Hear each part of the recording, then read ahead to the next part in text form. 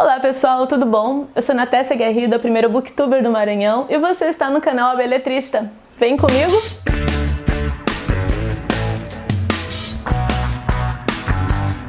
Bom, hoje eu trouxe para vocês mais uma indicação literária da literatura russa, né? Uma indicação de leitura que eu gostei muito de ter conhecido esse autor esse ano. É o Nikolai Leskov, e aqui é uma obra de contos dele, tá? Que é A Fraude e Outras Histórias.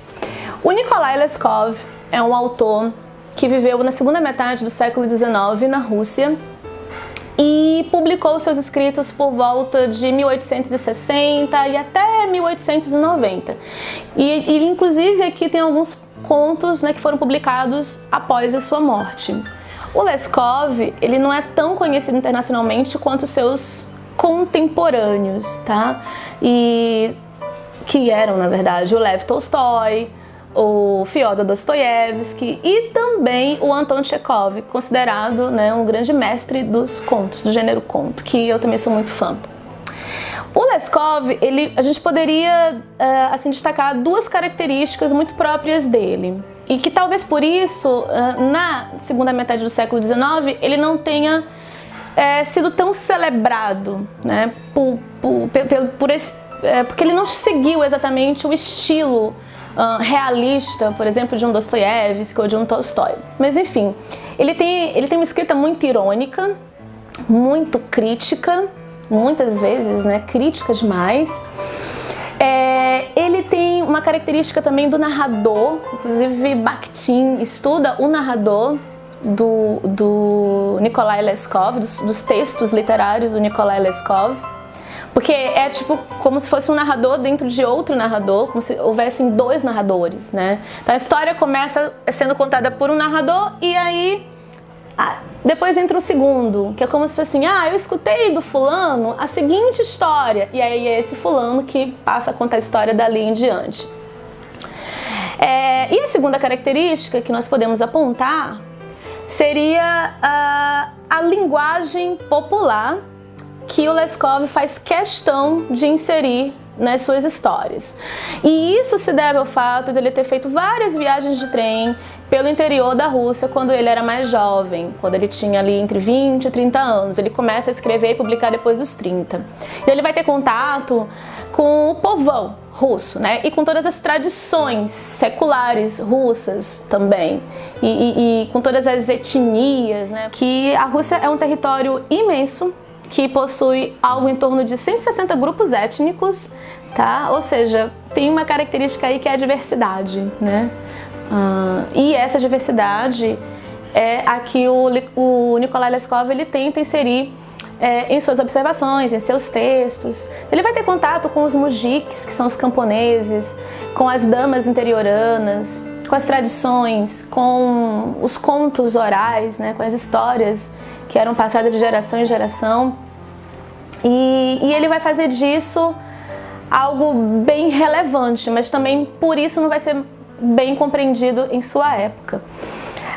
É importante dizer também que o devido olhar crítico sobre a sua obra só vai ser feita no modernismo, né? Ali por volta da década de 1920, com o grupo dos formalistas russos, né, que vão estudar novamente, né, a literatura e a linguística por outros procedimentos.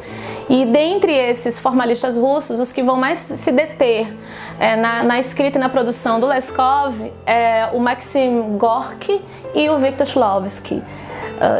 Bom, enfim. Essa é a introdução que a gente tem para dizer sobre o Nikolai Leskov. É um autor que eu tive essa grata surpresa de conhecer esse ano. Bom, mas antes da gente falar dos contos aqui, eu queria fazer uma correção quase imperdoável. Então, o crítico literário que fez um estudo sobre o narrador do Leskov foi o Walter Benjamin, que é um dos grandes críticos literários que nós temos no século XX, e não o Bakhtin, como eu falei anteriormente, certo?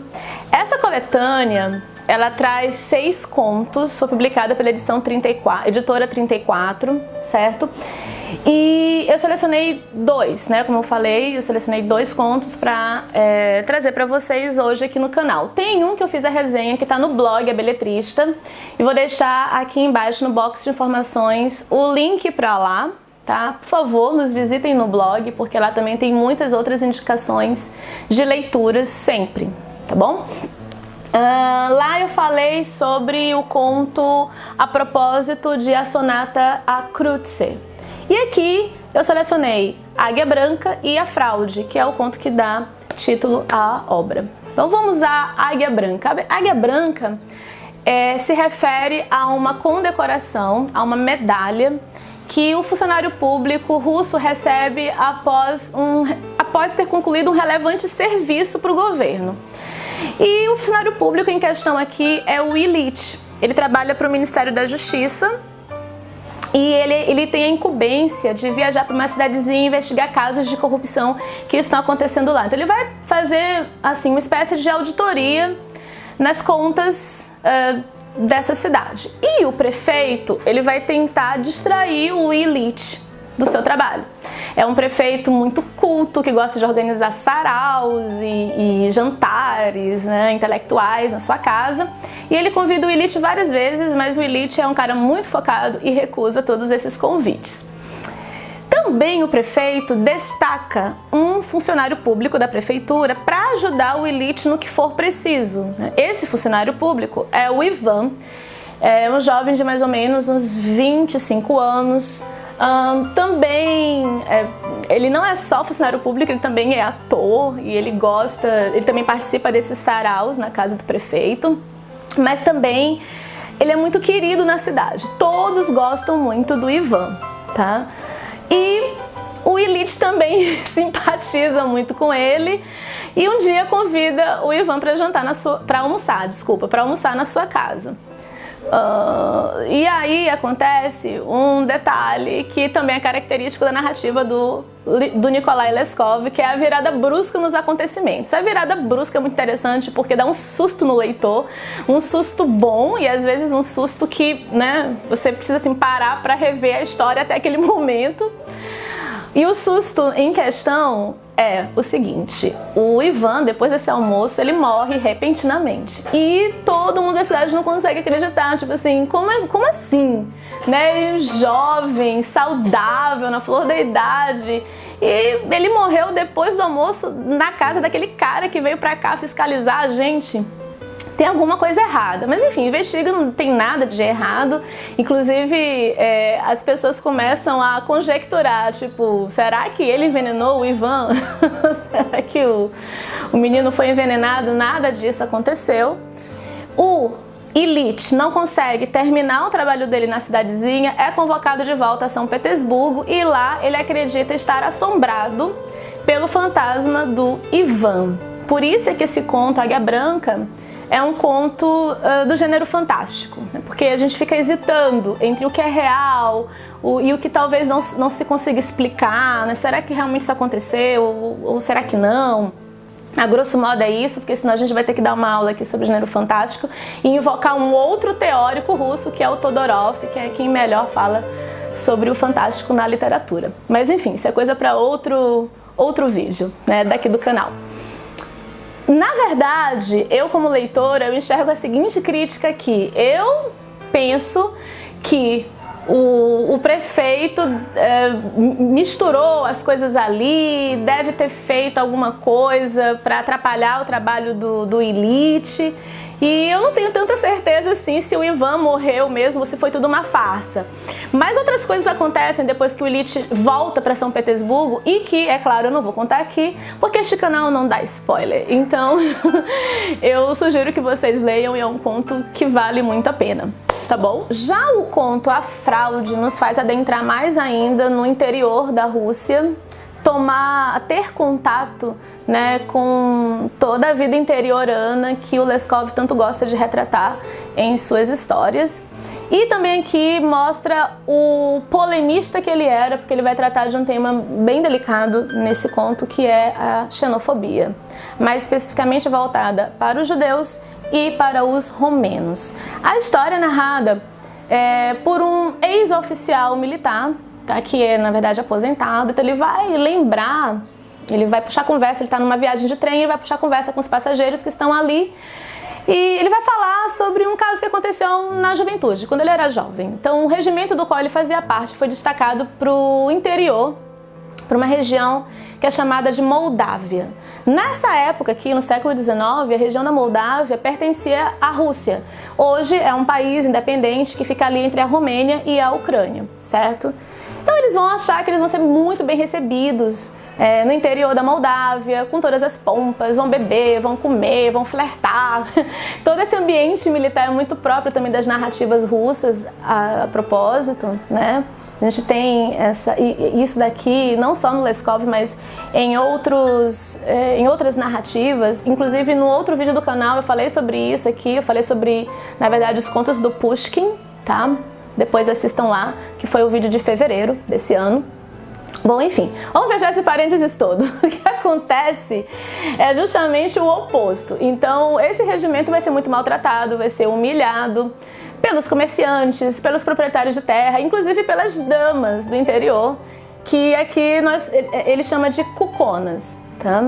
E todos romenos. Então, só que tem um comerciante que vai dizer, não, eu vou oferecer minha casa para vocês se hospedarem e vocês não precisam pagar nada.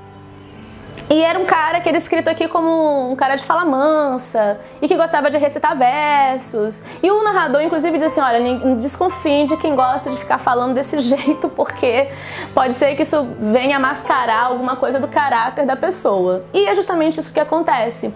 Ele, na verdade, monta um esquema de fraude, esse comerciante, para extorquir dinheiro desses oficiais. E existe também, claro que eu não vou contar aqui o esquema, porque é muito interessante, porque eu não vou dar spoiler, né? Mas também conta com aquele elemento que eu falei anteriormente da virada brusca, né? Porque, inclusive, no meio da história, a gente leva um belo de um susto, né? Você realmente tem um impacto do que acontece no meio da narrativa, no meio da história, tá? E no final da fala desse narrador é que você consegue enxergar a xenofobia, o estereótipo, né? A imagem estereotipada dos romenos, porque o narrador ele diz assim, olha, por isso é que eu digo que todos os romenos são os canalhas. Então é um conto extremamente polêmico, não é à toa que ele dá título à obra. Eu acho que vale muito a pena ler pelo menos esse conto, ele é muito interessante, tá? Bom, são esses os dois contos que eu queria comentar com vocês.